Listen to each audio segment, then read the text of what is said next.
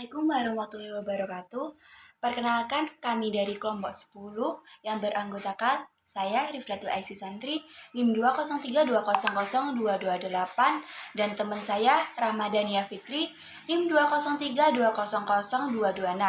Di sini kami akan mempresentasikan tentang guru dan administrasi pendidikan. Dari guru dan administrasi pendidikan ada berbagai macam pembahasan. Yang pertama yaitu pentingnya partisipasi guru dalam administrasi pendidikan. Yang kedua yaitu arti demokrasi dalam administrasi sekolah. Yang ketiga yaitu beberapa kesempatan berpartisipasi. Yang keempat adalah orientasi bagi guru-guru baru. Kemudian yang kelima yaitu kode etik guru. Pembahasan pertama yaitu mengenai pentingnya partisipasi guru dalam administrasi pendidikan. Jadi pada masa lalu, kekuasaan dalam menentukan kebijakan-kebijakan sekolah berada seluruhnya dalam tangan para penjabat pimpinan di kantor pusat. Segala putusan-putusan dan instruksi-instruksi ditentukan dari atas. Kewajiban para guru sebagai bawahan hanya mengikuti dan mengetaatinya, tidak untuk memikirkan mengapa putusan-putusan dan instruksi-instruksi itu perlu. Politik feodal kolonial mendaki adanya garis pemisah yang cerdas antara status bawahan dan atasan. Sudah Indonesia merdeka, sistem pendidikan di sekolah bersifat nasional dan demokratis. Untuk mencapai tujuan ini diperlukan administrasi dan pengawasan demokratis pula, dan sekolah-sekolah harus benar-benar hidup dan tumbuh di atas dasar-dasar filsafat negara yaitu Pancasila. Untuk itu pula, partisipasi guru dalam administrasi sekolah sangat penting dan menjadi keharusan. Partisipasi dimaksud hendaknya ditafsirkan sebagai kesempatan kepada para guru dan kepala sekolah untuk memberi contoh tentang bagaimana demokrasi dapat diterapkan untuk memecahkan berbagai masalah pendidikan. Pembahasan kedua yaitu mengenai arti demokrasi dalam administrasi sekolah. Penerapan demokrasi dalam administrasi sekolah hendaknya diartikan bahwa administrasi sebagai kegiatan atau rangkaian kegiatan-kegiatan kepemimpinan dengan mana tujuan-tujuan sekolah dan cara-cara untuk mencapainya dikembangkan dan dijalankan. Kegiatan-kegiatan kepemimpinan ini meliputi yang pertama kegiatan mengorganisasi personil dan material. Yang kedua merencanakan program atau kegiatan-kegiatan. Yang ketiga yaitu membangun semangat guru dan inisiatif perseorangan atau kelompok kekiah tercapainya tujuan-tujuan, menilai hasil dari rencana-rencana, prosedur-prosedur, serta pelaksanaannya oleh perseorangan dan kelompok. Apabila administrasi dipandang sebagai proses bekerja dengan orang-orang dan mengkoordinasikan usaha-usaha mereka ke dalam keseluruhan yang bekerja efisien dan produktif, maka jelas bahwa tanggung jawab tidak dapat lagi diputuskan pada hanya satu orang belaka. Tanggung jawab harus disalurkan secara luas di antara semua orang yang mengambil bagian dalam program sekolah. Pembahasan ketiga yaitu beberapa kesempatan berpartisipasi. Ada beberapa macam kesempatan yang dapat digunakan untuk mengikuti sertakan guru-guru dalam kegiatan-kegiatan sekolah, seperti dalam yang pertama, mengembangkan filsafat pendidikan. Pendidikan ialah ilmu, seni, teknik, dan juga filsafat. Semuanya menjadi satu.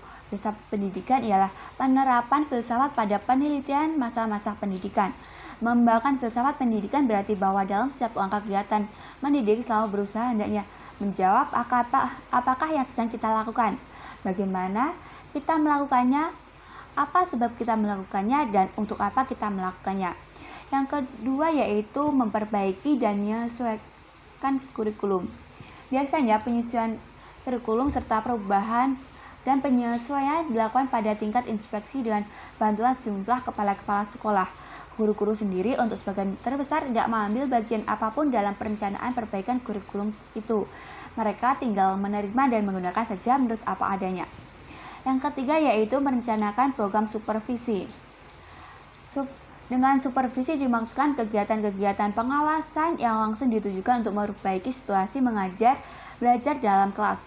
Tujuannya yang pokok ialah membantu para guru untuk tumbuh secara pribadi dan profesional dan untuk belajar memecahkan sendiri masalah-masalah yang mereka hadapi dalam tugasnya. Yang kelima yaitu kesempatan berpartisipasi lainnya. Masih banyak kesempatan lain yang mengharuskan ikut sertanya guru dalam administrasi sekolah. Beberapa di antaranya seperti menerapkan cara-cara penerimaan murid baru, menentukan dan menyusun tata tertib sekolah, menyelidiki buku-buku sumber bagi guru, ataupun buku-buku pelajaran bagi murid-murid, merencanakan dan merumuskan tujuan-tujuan dari kegiatan-kegiatan ekstrakurikuler, pelaksanaan dan sistem penilaiannya. Ya, berikutnya yaitu orientasi bagi guru-guru baru. Arti dan perlunya orientasi yang dimaksud dengan masa orientasi lebih ialah suatu kesempatan yang diberikan kepada seorang pegawai atas guru yang baru mulai bekerja untuk mengadakan observasi dan berpartisipasi langsung ke dengan kegiatan-kegiatan yang berhubungan dengan tujuannya sebagai guru di sekolah itu, agar dalam waktu yang relatif singkat, ia dapat segera mengenal dan menyesuaikan diri dengan lingkungan tempat ia bekerja. Adapun kegiatan-kegiatan orientasi diantaranya yang pertama yaitu bantuan mendapat perumahan atau tempat tinggal yang sesuai.